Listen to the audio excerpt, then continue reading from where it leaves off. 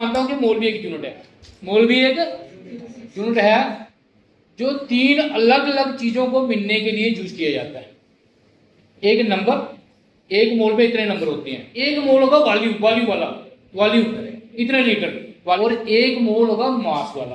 Number mole in term of volume, mole in term of mass. Mole, एक mole में कितनी चीजें होती हैं? एक मोल में हमेशा होती है 6.022 इंटू 10⁻23। बस ये है मोल के नाम पे। ये नंबर का नाम पड़ा है एवोगैड्रो नंबर, अमीडो एवोगैड्रो इसका नाम था पूरा, और इसी के नाम से इसका नाम चल रहा है भाई एवोगैड्रो नंबर। क्या उतना बड़ा नंबर है, क्यों लिया उसने ये बाद में बात करेंगे। ठीक है, वो क्या है लीटर में। वॉल्यूम, वो क्या है वॉल्यूम। वॉल्यूम को हम लेते हैं लीटर में, मिलीलीटर में, जहां सेंटीमीटर क्यूब में। एक मोल कितने लीटर होता है उसको भी आपने गोटा लगा लेना है। एक मोल होता है 22.4 लीटर,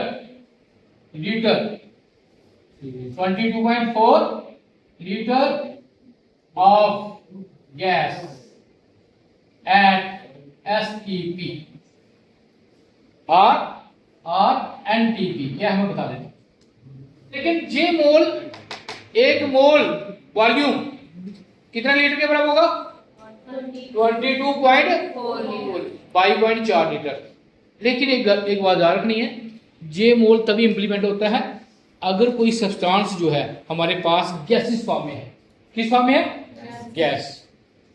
अगर वो कहे कि एक mole of iron 22.4 litre, no, उसमें ये यूज ही नहीं होता। जे मोल सिर्फ तब यूज होता है जब आप बात कर रहे हैं किसकी? गैसेस की, गैसेस की। और उस गैस का टेम्परेचर, जब प्रेशर जो है टीपी क्या होता है? टेम्परेचर प्रेशर स्टैंडर्ड होना चाहिए। स्टैंडर्ड टेम्परेचर प्रेशर या नॉर्मल टेम्परेचर प्रेशर कितना होता है ये हम करेंगे बात। ठीक है, तो आप याद रखेंगे 1 mole of gas, 1 mole of gas is equal to 22.4 litre only for gas. ठीक है, अब तीसरा वाला, ये बच्चे जहां कंफ्यूज होते हैं। ठीक है, तो ये होता है, अभी आपने पढ़ा मॉलिक्यूलर मास, पढ़ा atomic mass, atomic mass in grams, grams if atom or molecular mass in grams if molecules। For example, इसकी एग्जाम्पल लेता हूं, देखो 1 mole of oxygen atom, oxygen atom, 1 mole of oxygen atom. तू खड़ी हो जा बच्चे। ऑक्सीजन एटम का मास कितना होता है? एटॉमिक मास कितना होता है? कितना होता है? 16। ऑक्सीजन का एटॉमिक मास कितना है? 16। EMQ में नहीं, किस में रखना है? ग्राम। किस में रखना है? ग्राम। ठीक है, बैठो, आगे चलता हूं, आप खड़े हो जाए। नेक्स्ट बच्चे, 1 mole of oxygen molecule, O2 molecule. Oxygen का मॉलिक्यूल जो होता है उसका फॉर्मूला क्या होता है भाई? O2। अगर ऑक्सीजन का एटम है तो O है, अगर ऑक्सीजन का मॉलिक्यूल है तो क्या होगा? O2। O2 का मॉलिक्यूल मास कितना होता है? O2 का कितना हो गया? 32। शाबाश, 16 एक है ना, और 2 का कितना हो गया? 32 ग्राम। बैठो, नेक्स्ट बच्चा, 1 मोल ऑफ वाटर, वाटर कितना होगा? मॉलिक्यूल, हमें पता है मॉलिक्यूल है। ठीक है, मॉलिक्यूल लिखने की जरूरत नहीं है, हमें पता है O2 है तो मॉलिक्यूल है। 1 मोल ऑफ वाटर, कितना मास होता है वाटर का?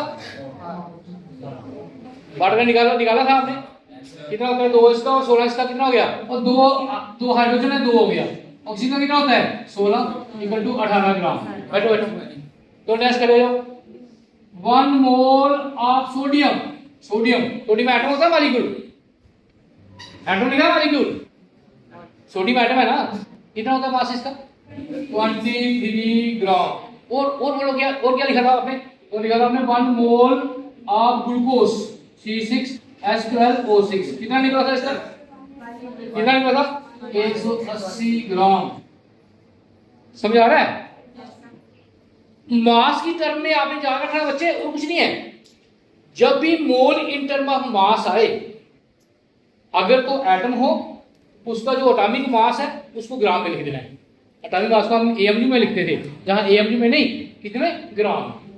अगर कोई मालिक्यूल है, जैसे ये मालिक्यूल है, ये मालिक्यूल है, ये मालिक्यूल है, तो इसका मास निकालना मालिक्यूल को जमा करके। आपको आता है निकालने, आता है निकालने, सबको जमा करके, ठीक है। जितना उसका मॉलिक्यूलर मास आएगा उतने ग्राम, वो हो गया 1 मोल। बैठो। अब हमसे कोई पूछे कि 1 मोल ऑफ ग्लूकोज कितना होता है भाई, क्या जवाब दोगे? 1 मोल ऑफ ग्लूकोज में कितना ग्लूकोज होता है? 180 ग्राम।